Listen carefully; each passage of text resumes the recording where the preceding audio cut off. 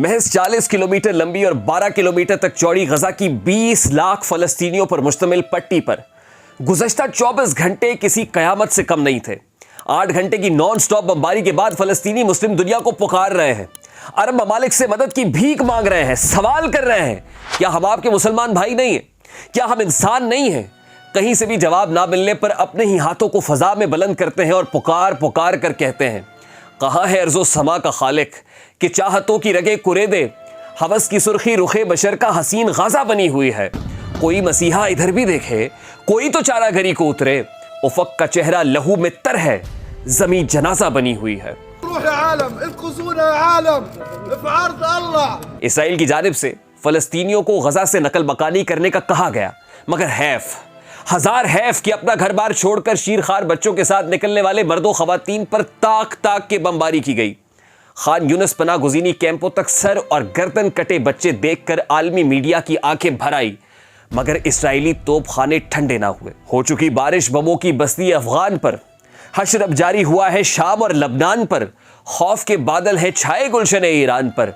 जाने कितने मर गए और कितने मर जाने को है, आज फिर आंखों के पैमाने छलक जाने को है। एक अंदाजे के मुताबिक गजा की पट्टी पर 50,000 हामिला खवातीन हैं, जिनमें से 5500 बच्चों की पैदाइश रवा माह मुतवक्के है।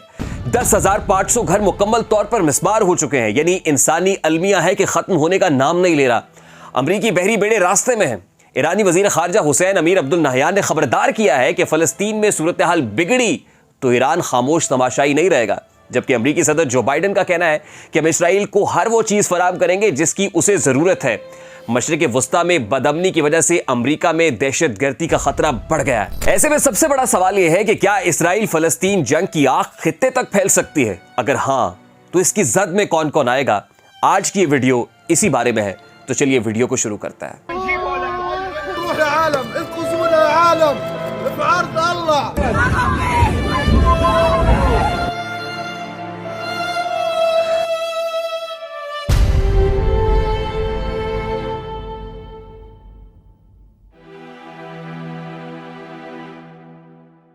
अस्सलाम वालेकुम मेरे सादा से पाकिस्तानियों, मेरा नाम रेहान तारिक है और आप मेरा यूट्यूब चैनल और फेसबुक पेज देख रहे हैं।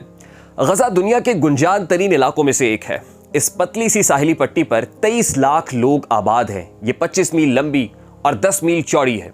इन 23 लाख में से निस्फ आबादी सिर्फ बच्चों पर मुश्तमिल है।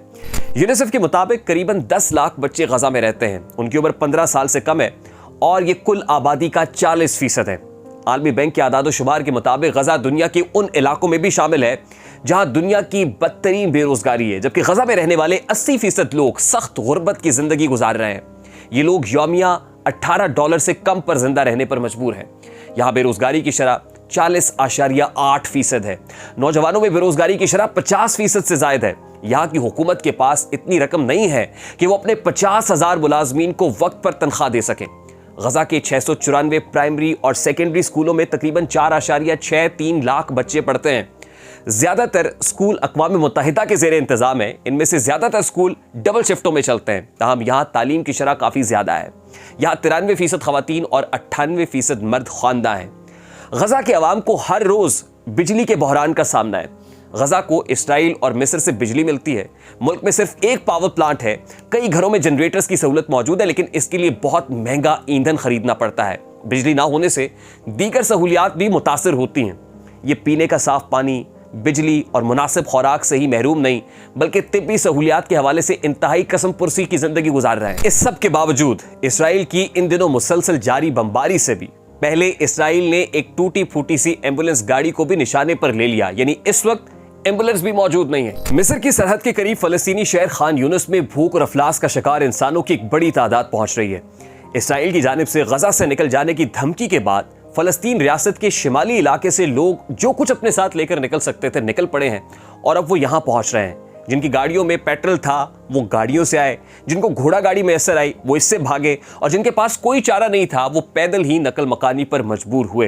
गजा के लोगों का बड़ा अवामी सैलाब खान यूनुस पहुंच रहा है। यहाँ पहुंचने वालों में से बहुत से लोगों के घर तो पहले ही बमबारी में तबाह हो चुके हैं और वो अपने घरों से बेदखल भी हो चुके हैं। उनका सब कुछ खत्म हो गया है। सब के सब खौफजदा है। कोई नहीं जानता कि आगे होगा क्या। गजा की पट्टी इसराइल और मिस्र के दरमियान सरहद, जिस पर दोनों जानिब से सख्त निगरानी की जा रही है और हाल ही में इसराइल ने सख्त बमबारी भी की है, वहां से लोगों का सरहद क्रॉस करना इंतहाई मुश्किल हो गया है।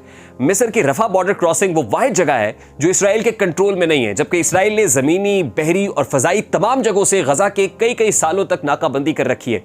हालिया जंग में इसराइल ने रफा बॉर्डर के करीब भी बमबारी की है, जिसके बाद मिस्र जाने वाली रफा बॉर्डर क्रॉसिंग भी बंद हो गई थी, जो गजा और जनूबी इसराइल के दरमियान एक रास्ता था। इसराइल की गजा में बमबारी के बाद 5 घंटे की सीज फायर के दौरान मिस्र और गजा की रफा बॉर्डर क्रॉसिंग खुल गई है।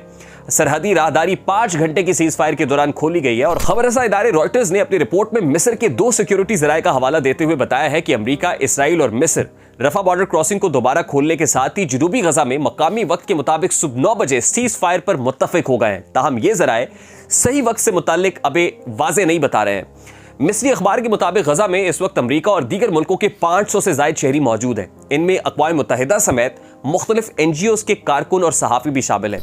अमरीकी सदर जो बाइडन ने कहा है कि इसराइल की जानिब से गजा की पट्टी का दोबारा मुहासरा करने का इकदाम एक बड़ी गलती होगा और हमास के इसराइल पर हमले को 1 हफ्ता मुकम्मल होने के बाद भी मशरिक़ वस्ता में कशीदगी जारी है। गजा में जवाबी कार्रवाई के लिए इसराइल जमीनी हमले की तैयारी कर रहा है। मीडिया रिपोर्ट्स के मुताबिक अब तक 2670 फलस्तीनी शहीद हो गए हैं, 9714 जख्मी हैं और 1000 अफराद लापता हैं। इसराइल में हलाकतों की तादाद 1300 से जायद हो गई है। अस्पतालों में दवाएं खत्म पड़ गई। एक तरफ सदर बाइडन है तो दूसरी तरफ इतवार को ईरान के वजीर खारजा हुसैन अमीर अब्दुल नहयान ने कहा है कि उन्होंने इसराइली हुक्काम को यह पैगाम पहुंचा दिया है कि अगर वो गजा में अपने मजालिम बंद नहीं करते तो ईरान महज मुबस्सिर नहीं रह सकता। फलस्तीन में सूरत हाल बिगड़ी तो ईरान खामोश तमाशाई नहीं रहेगा। दूसरी तरफ लेबनान है।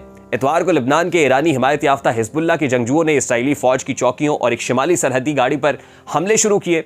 इसराइल ने जवाबी कार्रवाई करते हुए लेबनान पर हमला किया। उस सरहदी इलाके पर हमला हुआ। इसराइल ने पूरे मशरिक़ वस्ता से जंग की धमकी देते हुए कहा है कि इसराइली फौज के चारों अतराफ नजर है, हर तरह से तैयार है। यानी लेबनान का रिएक्शन भी बड़ा तगड़ा है, ईरान का रिएक्शन भी बहुत तगड़ा है। और अगर अमेरिका या इसराइल की तरफ से कोई एडवेंचर किया जाता है तो ईरान और लबनानी सरहद से भी रॉकेट खोलने में देर नहीं की जाएगी और इस तरह ये जंग पूरे खित्ते की जंग हो सकती है। पानी आंख में भरकर लाया जा सकता है, अब भी जलता शहर बचाया जा सकता है। हो जाए 57 टुकड़े यकजा तो कैसा भी हो दुश्मन ढाया जा सकता है। मुझे रेहान तारिक को इजाजत दीजिए। अपना बहुत सारा ख्याल रखिएगा। अस्सलाम वालेकुम।